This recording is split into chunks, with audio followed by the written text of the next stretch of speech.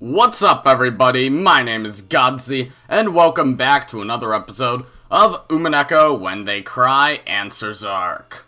Last episode, the bodies of the victims of the first Twilight were discovered by the family, consisting of Rosa, Maria, Natsuhi, Eva, Kyrie, and Battler. So, I'm gonna assume they're not dead, but if they are, then that proves, well, it's probably a different killer this game. So it all depends on whether or not Battler dies when he's supposed to or not, but whatever. Let's just continue with this then. So, how is it playing on the witch's side? It feels strange. I used to think that the witch's side had such a huge advantage. But now that I'm on that side, I see that that's ridiculous. It's almost like that game where you stick knives in a barrel and try not to stab the mustache guy inside. From the perspective of the human side, it feels like trying to shoot at a target hidden by mist. But from the witch's viewpoint, a stray shot might hit and become fatal. The old me played games like that all the time. Yeah, it's almost like Russian roulette. Even so, you believe that I'd eventually noticed, and stretch those games out to the limit. It may be impudent of me to ask, but just what is it that you noticed, Battler, at the very end of your games with the old me? It was a strange question. Even though in the past, Beato had always been the one posing it to Battler. Now that Battler had figured it out, Beato was the one asking it to him.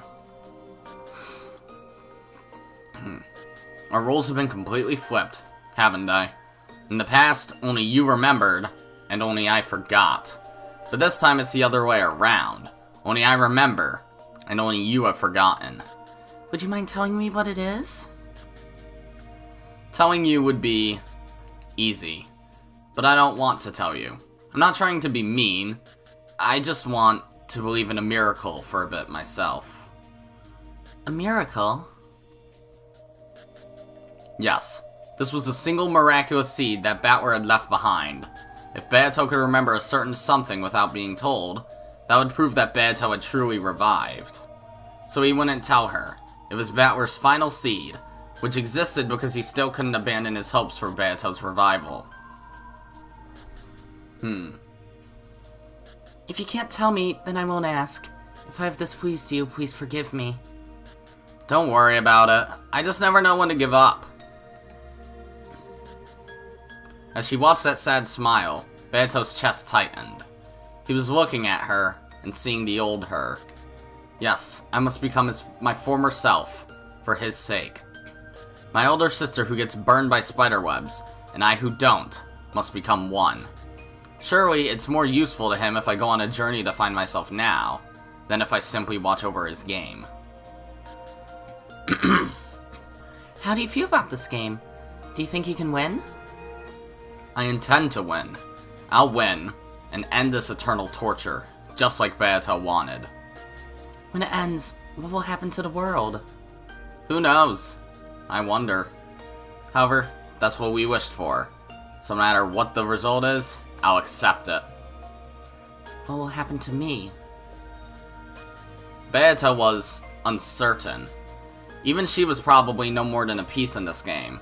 If the game ended, then would she, one who had been born out of that game's rules, disappear? The game will probably disappear. But now, I completely understand magic. So I'll be able to carry you off the game board. I think that was your wish. My wish? The rest is a secret. I'll be waiting for a miracle, for you to remember all of that on your own. After smiling bitterly for just a second, Battler laughed and told her not to worry. Apparently, it was best if she avoided talking to Battler about her previous self. Well then, I'll go check on my opponent for a bit. I can't wait to see what kind of twisted logic that idiot thinks up next. The old Battler did a lot of that too. My favorite was the one from the first Twilight of the second game, where he said that the culprit killed everyone by feeding them small bombs. The highlights of my dark past. Please forget that ever happened as fast as you can. Yes, I will try.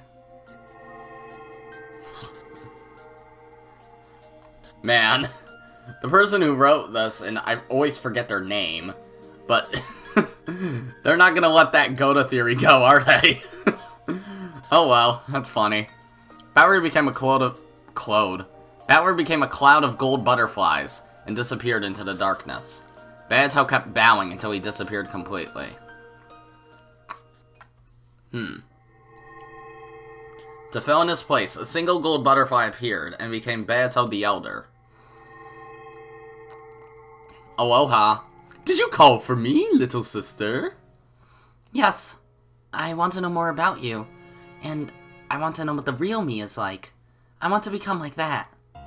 Of course. I also want to know about my future self. Didn't we reveal everything about ourselves to each other for that purpose? However, we did not become one. I cannot understand what we must do to become our single self. What can we do to become one? I have high hopes for the trials of Zepar and Furfur. You mean the miracle of magic given to the victors? I wonder if that magical miracle means becoming one. I will find my true form. You will fulfill Battler's wishes.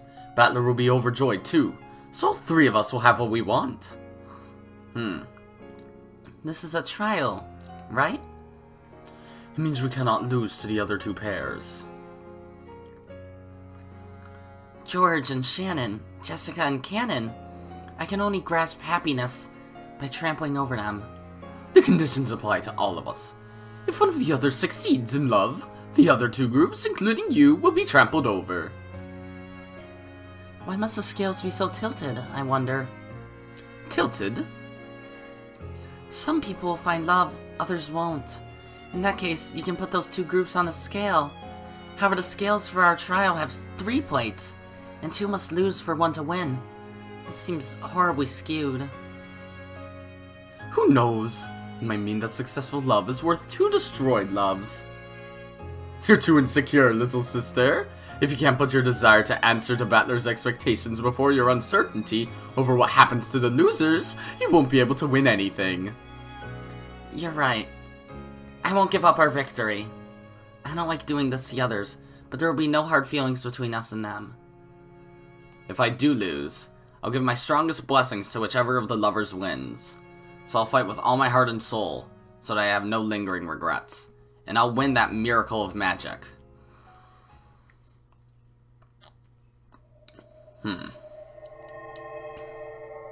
So where are we going now?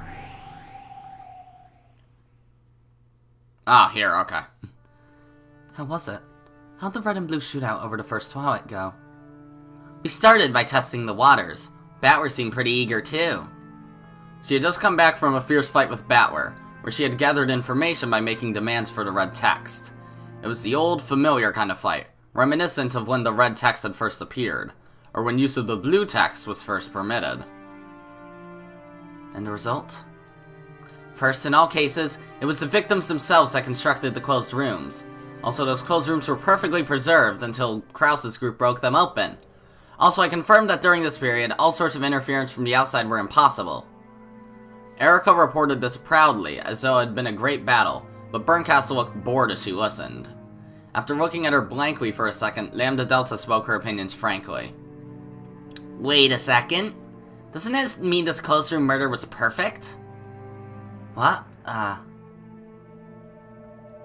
The victims had sealed the closed rooms themselves, and the closed rooms had been preserved until Krause and the others broke them open.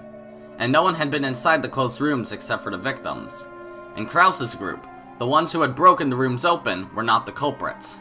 In this way, she had managed to win several little red truths like these. Normally, simply collecting such vital information would have been enough. However, the Master Witch, tired with boredom, had expected a much more flashy, argument-winning victory instead of this bland result. However, this time, I don't have the detective's authority, so there's a chance I messed up when examining the corpses. So, if we suppose that a drug that mimics death was used to fool my examination, Oh no! You mean Puro Puro Pico Puyo? No, not that. It's not impossible for certain well-known drugs, such as insulin, to bring about a temporary state that mimics death. Power did not counter that with the red truth. In other words, my blue truth worked. I think we've started with a victory. To sum up Erika's report, all she had done was listen to the red truths Battler had wanted her to hear. Only the information Battler had wanted out there had been shown, and she hadn't been able to strike at any weak points. She was like a kid who had gone out shopping, then forgotten her job and only bought candy. However, this was all the players on the human side could do. Without the detective proclamation, she could only fight by collecting dull bits of information like that. However, her master had been expecting more than that sort of dull fight. So, she had tried to give her report energetically, to make it seem as though they were in a superior position. But no matter how much she tried, the cold expression of her master remained merciless. Your blue truth worked. If you didn't cut it down, it's probably just because it was too stupid. You call yourself a great detective with reasoning like that? I did try to examine the corpses with care, to the best of my abilities. However, I don't have the detective's authority, so we can't be certain. Wait a second, weren't you the one who decided not to make the detective proclamation? Didn't you say you wanted to raise the stakes to make up for your disgrace last time? Well... What's wrong? Are you saying you can't win against Battler without the detective's authority? That's not true, my master. I could easily defeat an incompetent like that, even without the detective's authority. It's just, this style of fighting is a little different from what I'm used to, and I haven't gotten the hang of it yet. As far as humans go, Erika was quite talented. Her knowledge and powers of memory and insight were ahead of the pack, and it was likely that no human was more well suited as a detective than her. However, no matter how much of an advantage she might have had over other people, that didn't matter in the witch's game. In the witch's game, it's either 0 or 100. In other words, everything is either the red truth or it isn't. If a normal human was worth a 10, her exceptional power would probably rate a 99. However, it could never be 100. Since it wasn't 100, it couldn't be absolutely certain, so it didn't count as red truth. For example, the examination of the corpses that Erika had worried over in the fight just now. If she had performed it with the detective's authority, she could have said with 100% certainty whether they were alive or dead. However, without the detective proclamation, it was 99%. There was a 1% chance that she'd made a mistake, and that overturned the foundation of the examination. Erika had gained the detective's authority, and had become the Witch of Truth because Bernkastel had supplemented her talent of 99 with an additional 1. Simply because Bernkastel wouldn't give her that 1, in the world of witches, Erika's 99 was treated exactly the same as 0. She couldn't even use her great assistant Delanner without a power of 100. When working under an Erika who had lost the detective's authority, Delanner's red longsword lost its power. Delanner was also irritated that she couldn't provide full assistance. She had tried several times to convince Erika to use the detective proclamation, but Erika had stubbornly refused each time.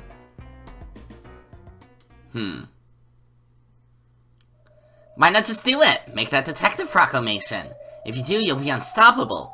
Delanner could even use her red longsword in the Nox Decalogue. Why not do it? If you want. No. There was no need for anyone to explain. By now, it was clear that Erika hadn't abandoned the detective proclamation by her own will. When Battler reached the truth during the previous round, this game was already finished. This isn't really the 6th game. It's just a finale so that Battler can have a chance to serve as Game Master at the end. The result was already decided last game. Yeah, pretty much. The games won't continue forever, and I've lost my bet with Byrne. In this game, Battler will prove that he's reached the game's truth, and then Beato's game will be destroyed in a big victory for the human side, and a big victory for Byrne too. Well, supposedly. But you look unsatisfied for some reason. Yeah, I'm not satisfied. I didn't want such a boring victory. The victory you did want had Beato's game board being torn to bits, and Beato's true, pathetic form exposed, humiliated, and trampled on. But this victory of Battler's isn't quite like that, is it? All this about love and promises. He wants to end the game quietly and let her sleep in peace. That sort of ending would make anyone vomit. I didn't give Battler all the advice so he could end things like that. And his little sister turned to scrap me behind his back. And his parents and family killed horribly over and over again. That was all to spark a desire for revenge against Beato. And now, what kind of ending is this? Have I won? Of course not. Battler's gotten his hands on a victory that neither you nor I can stand. had to withstand a staggering period of boredom just to come all the way out to this backwoods territory, just so that I could see Beatrice lamely and pathetically torn to little bits. I didn't come here to sip from a rotten yogurt fragment like this. Ah, your angry face is wonderful too, Burn.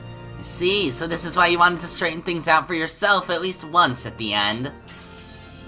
It's all the fault of this moron P screwing up all the time in the last game. Because of you, this game board that looked like it'd be fun for the first time in thousands of years, it's all been wasted. Filth, trash, scum! My apologies, my master. I will definitely bring you a victory, so please forgive me.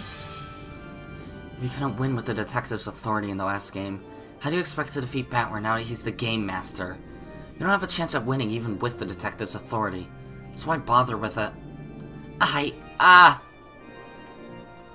True, if you can't win anyway, then the detective proclamation isn't necessary. The lack will just make your loss all the more certain. And therefore, if you manage to win in this even worse situation, that'd be a miracle worthy of me. If and only if you can do that, I'll be able to forgive you.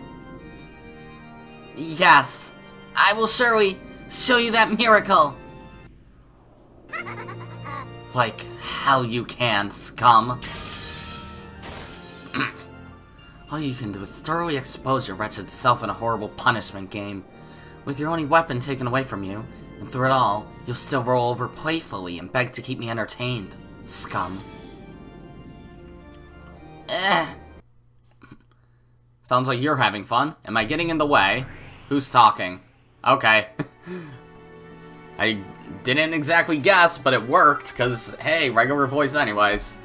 Gold butterflies gathered into darkness and took the shape of Battler. Though he had just arrived, he seemed to know that the mood was dark. Ah, Battler. I had a look at your first Twilight. Quite impressive closed rooms. I'm sure you're even more talented than Beato. It's just a rehash of the closed rooms Beato made in the past. I'll take that as a compliment aimed at her. It seems your fight with Erika wasn't bad either. Think your serial murders will move along smoothly? Who knows? My role isn't to carry out serial murders. It's to use that process to show you closed rooms that are impossible without magic, and thereby achieve victory for the witch side and prove that I fully understood this game. Now, there's one more thing. What? To settle things with Erika, after that evenly matched duel we acted out last time. Battler! Evenly matched? Burncastle noticeably grimaced. Erika averted her eyes and hung her head, timidly. I know what you'd like to say. That wasn't a draw. We should have won easily, so it counts as a loss. Hey! It's not polite to eavesdrop. Look at that mirror. Wait. Look at the mirror. It's written all over your faces.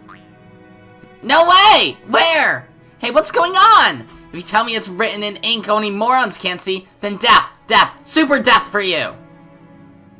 Lambda Delta pulled a mirror out of thin air, then looked at it and jumped around angrily. She was apparently pretending to be stupid in her own special way, as she do. Erika. What is it? That final, fierce attack you and Delaner made in the last game was spectacular. Thanks. What happened to Delaner this time? Are you by yourself? No. I have been waiting here. Delaner had just been standing around in reserve, hiding her presence in the dark shadows. Well, when she can't use her red longsword, Delaner is just useless scum. There's no point having her around, so she's hanging back. All I can do now is record Lady Erika's reasoning. Why won't you fight with her? Why can't you use that red longsword? Erika's reasoning, and your longsword. Those were strong because they work together. Delaner didn't answer. She just glanced at Burncastle's expression for an instant. However, that glance was the same as a queer answer to Battler now. Battler fully recognized the situation. You're the one who told Erika not to use the detective proclamation. Uh-huh. I don't know what you're talking about. This fight is between me and Erika. We're gonna fight with all we've got. That way we'll be able to accept it whether we win or lose. There's no need for a mastermind behind the scenes like you. Come now, I'm no mastermind. I'm just a theater goer trying to relieve her boredom. A theater goer is someone who sits quietly in the stands and watches. That's not what we call someone who jeers at the stage and threatens or manipulates the performers. Sorry for being an ill-mannered audience. You might not know it, but I've already paid a huge admission fee to watch this play. Sorry, but I intend to enjoy it until I get my money's worth. If you get in the way of the game's progression, I can use my authority as the game master to boot you out of this game. If you want to, go ahead. If you chase me out, then I'll head back with my piece, Erika. This game will be cancelled, and you won't be able to prove that you've reached the truth. A theater goer is an observer. A truth with no observers is the same as an illusion. You need a theater goer as a witness until Bato's game ends. Our truth only needs to pass between the two of us. If you get in the way any further, I will boot you out by force. Then you can writhe around in boredom for a few centuries until you find another way to kill time. Then go ahead and do that. Erika, this game is over. Good work. You were completely useless. You weren't able to overturn the dishonor of your loss. So as promised, I'll throw you into the worst fragment. I'll toss you into the depths of oblivion with the empty popcorn buckets. My master! I will win. I'll win no matter what. So please, let me fight Battler until the end. I don't want to lose and get thrown in the depths of oblivion. You know I want to watch until the end, right?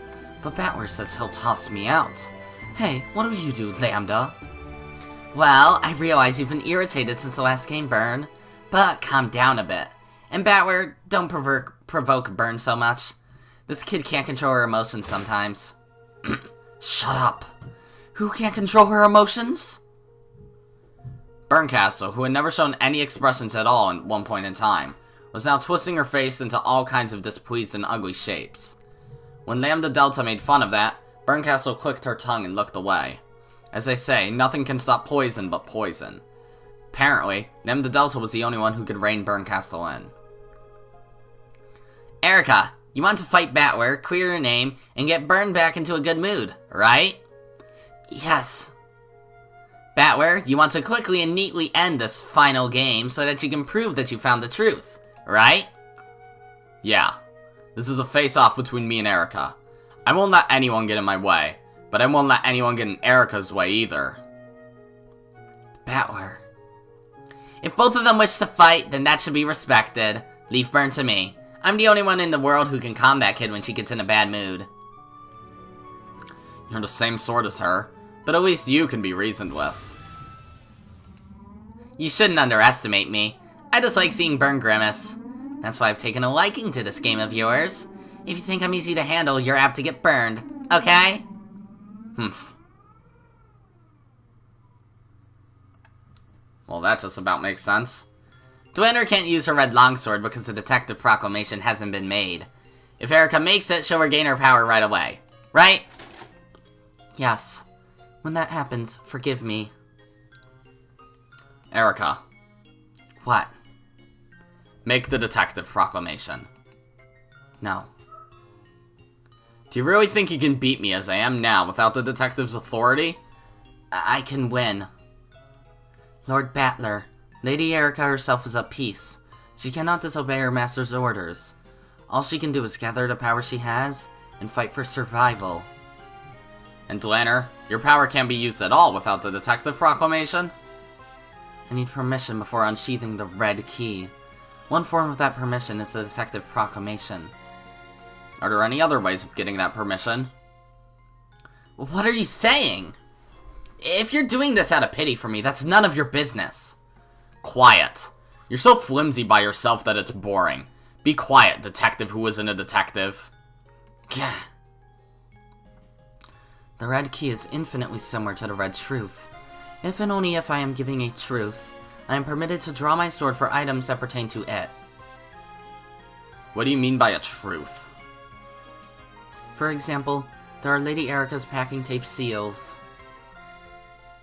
Ah, those. Lady Burncastle has already acknowledged that those seals are equivalent in value to the red truth.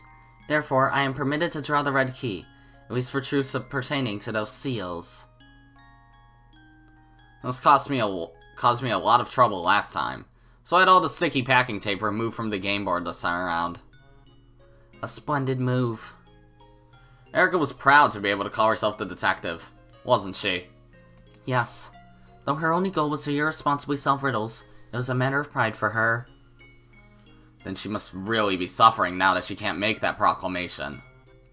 Only she could tell you that. Battler took a deep breath, then hung his head in thought for a time.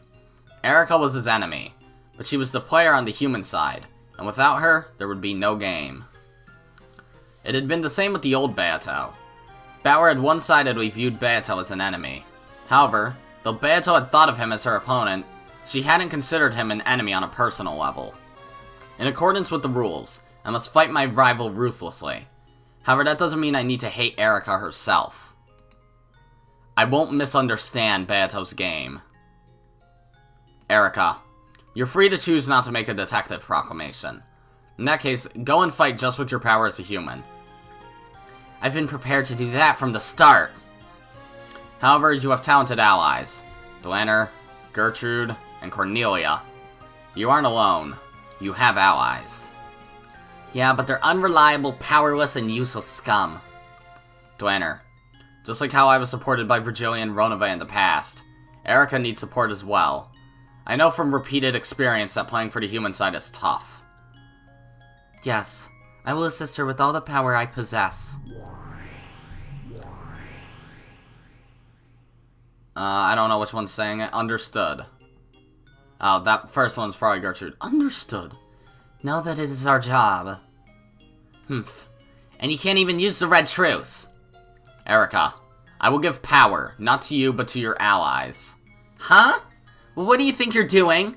I'd rather die than receive your pity. 3 people. Dlanner, Gertrude, and Cornelia. Erika, I'll let you use 3 rooms worth of those packing tape seals. To fully seal one room, multiple seals would be needed to cover all the doors and windows. If he had said 3 seals, it would have been possible to fully seal one room at best. So Battler was generous and limited them by room instead of by seal. Lord Battler.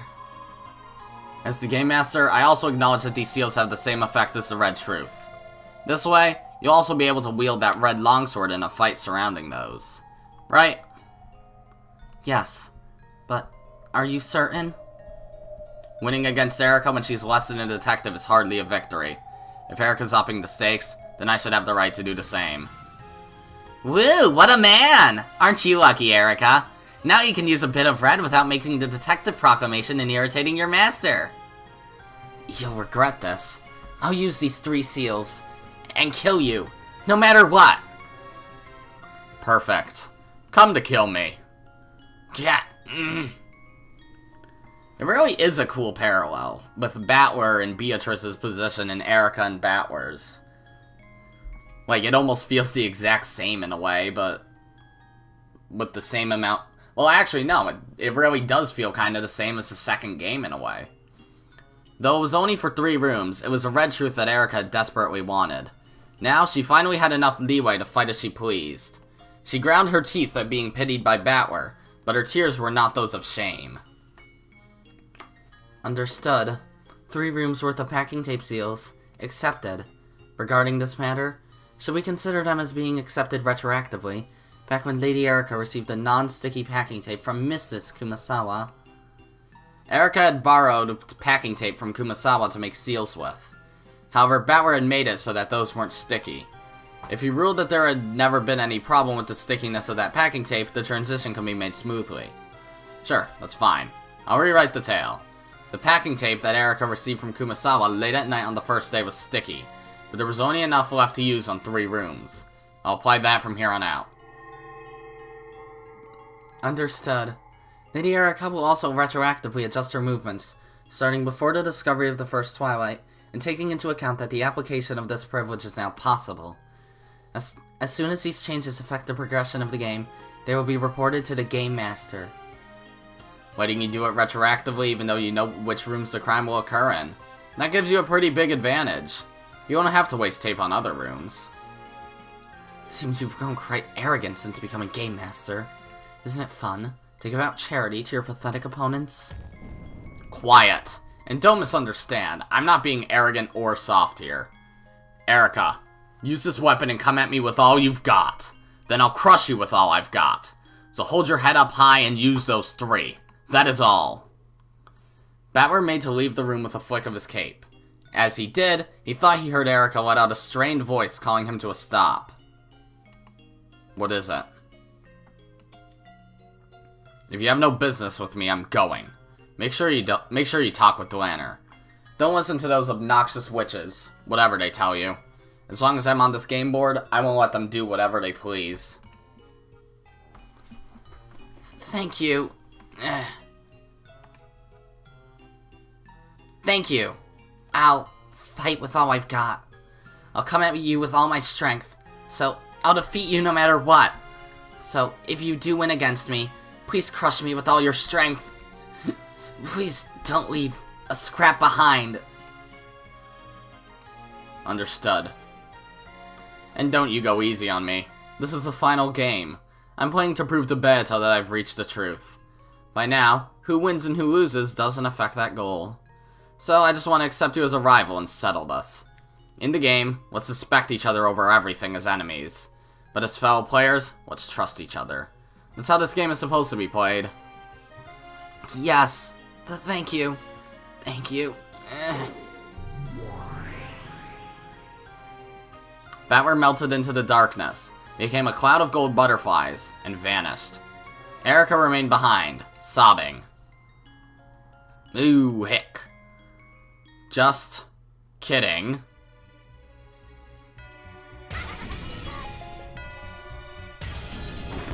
The fuck just happened?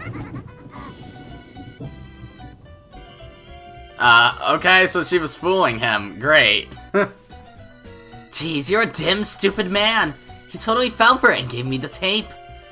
I, Furuto Erika, have packing tape. That's a good line. It was hard to imagine that the person who had been sobbing pathetically and this person were now the same. That's how vile her face contorted to be. The 2 witches were also cackling with ugly smiles. I totally understand. When you become Game Master, it feels like you've become God and you get all sure of yourself. It was the same for you, Lambda. Of course you'd lose after leaving a stupid mistake like walking corpses alone. Stupid Game Masters, stupid mistakes, stupid pride, stupid losses, stupid Battler, stupid everything. Stupid losses, stupid Battler, stupid everything. That's a nice ring to it.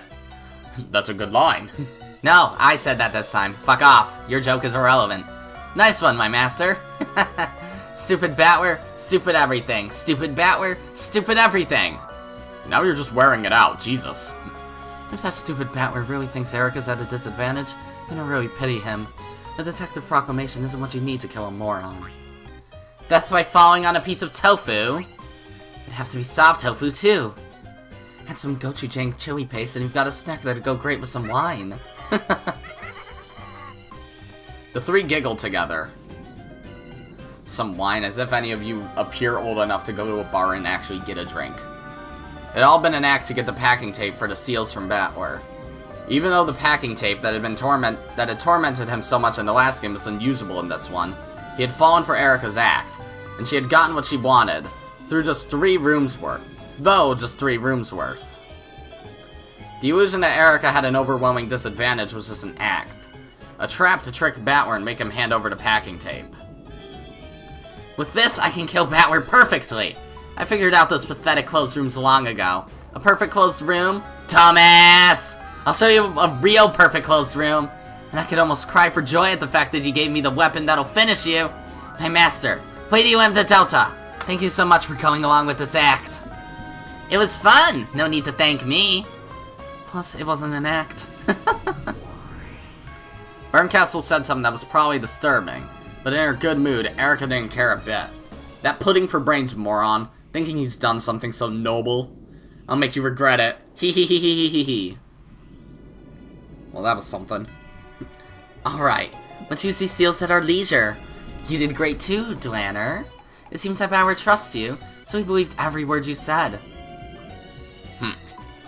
Don't tell me your conscience is hurting. You little murder dom? No. The winner looked at Erika in a slightly lonely way. Then, after shaking her head slightly, her gaze turned hard, and she looked at the darkness Battler had disappeared into.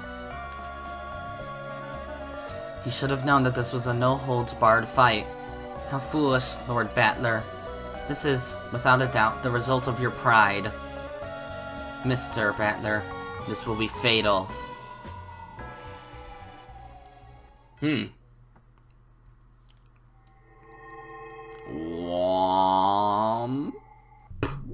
Oh, here again. Great. So far so good, Furfur? Yeah! All the lovers clearly possess a strong will. This is a victory for love. That we shall extol. Everyone had gotten used to these two overdramatic demons. George spoke quietly with an annoyed expression. We'll only extol that after we've passed your trial and someone has been given the miracle of magic.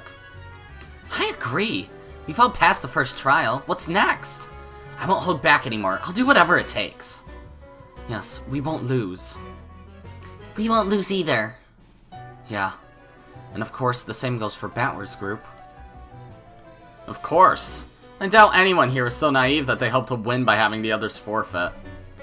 Right. Anyone weak enough to drop out would have no right to be here right now. Even Beato, who seemed to be the shakiest one of the six, was strongly determined. The two demons nodded at each other, taking note of the six's continued resolve. So, what's the next trial? Don't tell me you still haven't decided. Well, we thought at least some of you would drop out. We didn't think you'd all remain. What a happy, miraculous miscalculation due to love! Shut up! So? Are we going to play musical chairs or something to make sure someone drops out? Yes, precisely that. What's the twist? We've decided to have this trial eliminate one group no matter what.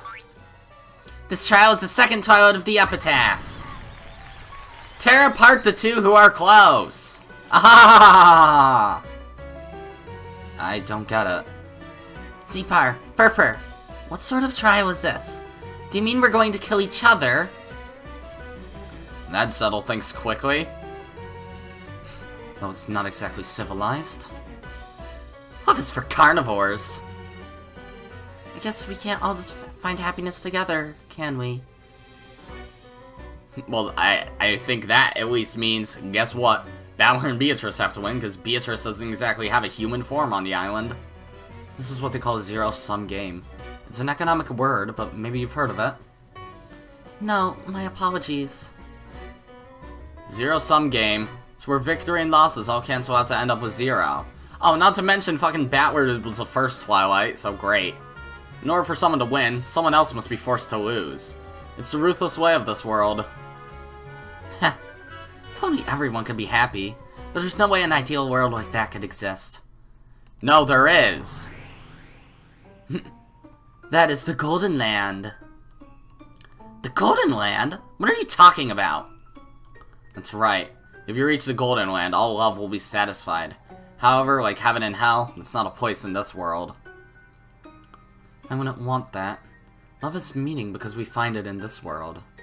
I could never support a sad lover's double suicide, where they're only united after death. I'll stick to my love in life. I won't lose to anyone. George! The door to the Golden Land can be opened by solving the epitaph's riddle. In that place, love and lives are all whole and can be revived. But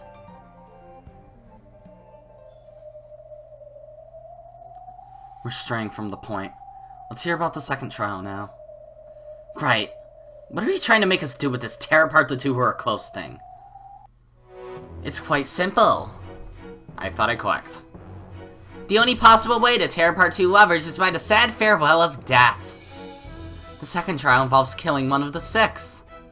Of course, any lover with their partner killed is disqualified. In short, one group of lovers must fail during this trial. You say kill so easily. What exactly are we supposed to do?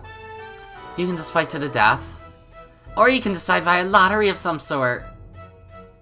Like how we choose by drawing lots. Let's have a fair and square duel.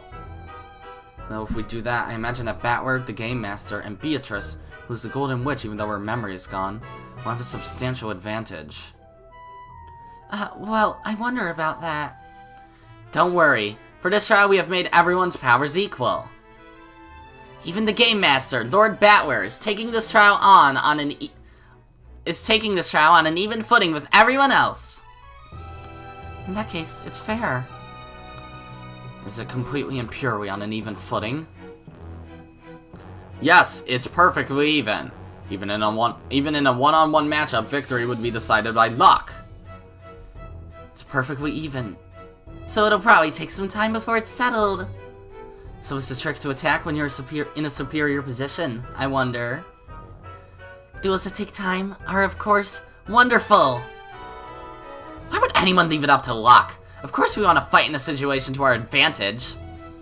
In that case, a three-way struggle? Won't that mean we're stuck? Beata was the first to notice. If the six were truly on an even footing, and both willing and capable of winning, one pair would have to concentrate their attacks on a single person. If that happened, then the pair containing their target would, of course, band together and resist. In other words, it would never be 2 against 1. It would become 2 against 2 in a matter of luck. However, at that time, any third pair who happened to be watching this could team up with whichever pair they liked with no risk to themselves, defeating the opposing pair with certainty. Sounds troublesome. It means that moving first is disadvantageous. If you step forward and fight, it's a matter of luck. If you sit and wait for the others to start fighting, it's a certain victory. A fight would never begin in this situation. Maybe we could just have everyone fight the person next to them one-on-one. Then as soon as one fight is settled, the trial will be over. Unless everyone could abandon any naive hopes for a 2-on-1 fight, this trial would never begin and never end. In that case, if they made a gentleman's agreement and had everyone duel at once, it'd be no different from drawing lots, but it would at least be even. That won't work. If we do that, everyone will just defend instead of fighting proactively. All they need to do is wait for someone to lose before they do. Shannon's point was a sound one. If both fighters just glared at each other without attacking, then neither would lose. All they had to do was wait for someone other than themselves to lose first. This brought them back to the starting point. No one would fight proactively. In the end, no one will move, and nothing will be resolved. Since there's this arithmetical situation where we all have the same strength, it's almost like a puzzle. True. It would have been an interesting duel if our strengths were unknown. However, since we've been told that we're perfectly even, this duel is no different than rock, paper, scissors. In that case, why not use rock, paper, scissors to decide it? Are you crazy? I'm not gonna do that. Even if someone does lose, there's no way they'd accept their loss. If they don't accept it, then they will be attacked by the 4 winners. In the world where all are equal, the losers will have no chance of surviving. True. Well now, is rock, paper, scissors actually the most reasonable way to settle this? It's extremely reasonable. However, you ask me whether I'd be reckless enough to entrust my fate to a random number generator, the answer is no. Please do consider that problem. This is the second trial we have for you. Think and fight to the death. Please decide whom the sacrifice will be. Oh, wow. Okay. I didn't expect this to end so soon.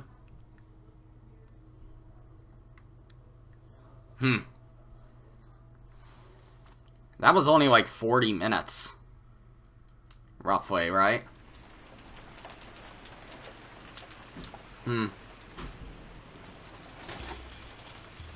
I continue? Because that's the end of a chapter. And I'd imagine we're probably going to be getting into a really, really long one eventually. Nah, whatever. Shorter episode this time, so whatever. Sorry about that. But that's just how the cards fall sometimes. Whenever you play 52 pickup, you're not always going to pick up a king first, I guess. That's a weird analogy, but it's the best I can come up with right now. So, that's going to be it for this shorter episode. If you liked it, be sure to press the like button, and if you didn't like it, then fuck you too. Remember to subscribe, follow me on Twitter, and hit that notification bell to stay up to date on all my videos and stuff. And as always, my name is Godzi, and I will see you all next time. Goodbye!